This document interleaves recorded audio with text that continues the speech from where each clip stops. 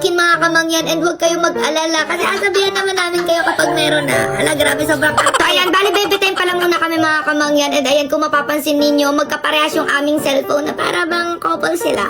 Madalas nakukuha ko yung cellphone niya, nakukuha niya yung cellphone ko, so nagkakabukingan tuloy kapag may sekreto. Ala, hindi. Ayan, nandito na nga niyo pala kami sa Taiwan mga kamangyan, sinulit na namin, sabi ko, daan kami sa RC3C Gadget. Kasi nadayo talaga yan ng ating mga kababayan din sa Taiwan. Nakakatuwa kasi dyan mga kamangyan, yan si Ma'am Rose, Pinay yan, so kababayan natin yan, so madali na makipag-communicate.